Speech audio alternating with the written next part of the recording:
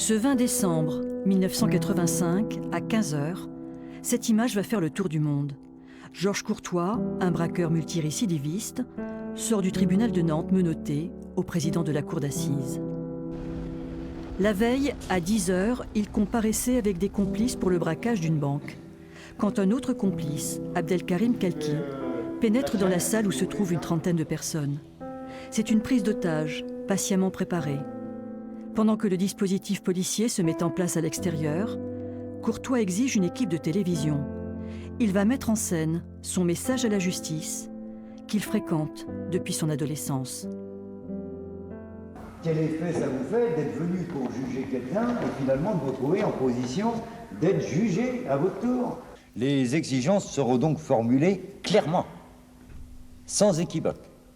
La moindre tentative d'intervention de la police sera suivie d'une sanction immédiate. Au bout de 36 heures, ils se rendent, sans effusion de sang. Il y aura foule lors du procès de cette affaire, le 18 février 1988.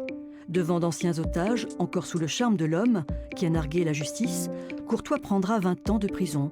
Il n'en fera que 12.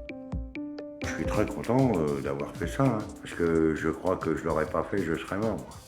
Je crois que je me serais suicidé, quoi. Voilà, tout simplement, je pense. Au bout d'un moment, ça m'a en fait libéré en fait de quelque chose, parce qu'on a été capable, enfin je parle pas de moi, je parle de mes deux amis aussi, hein, on a été capable de faire ça. À sa sortie de prison, en 1997, Courtois retourne au palais de justice. Il est devenu chroniqueur judiciaire pour le journal satirique nantais La Lettre à Lulu. Sa rubrique, courtoisie de palais, tout un symbole. Tu peux dire des trucs en 5 lignes, hein. Crois-moi, hein. Enfin je pense. Ouais. Tu peux le dire en 10, en 15, en 25 aussi, mais bon... Non, puis je crois pas qu'il faut que ça soit trop long, c'est pas des contes, quoi. Moi j'ai eu la chance de, enfin j'espère, non seulement de les pratiquer du côté jardin, mais de voir comment ils fonctionnent côté cour. Donc je connais bien le système, quoi. Courtois n'en aura pas fini avec la justice. Il retournera en prison pour d'autres affaires.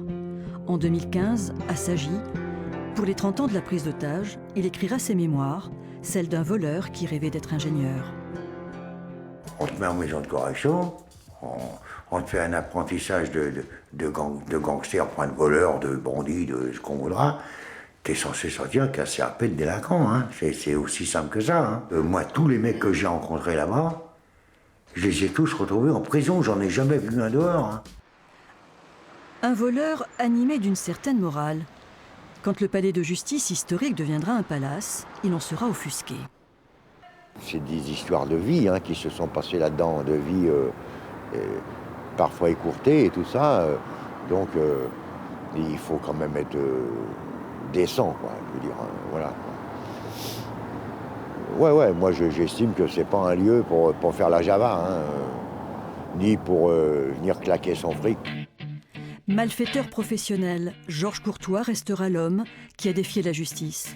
Dans leur défense, ses avocats parleront d'un client pris dans les filets d'une justice injuste et inégalitaire. Cette affaire sera la première sur laquelle le RAID interviendra. Et c'est toujours une affaire hors norme, digne d'un polar.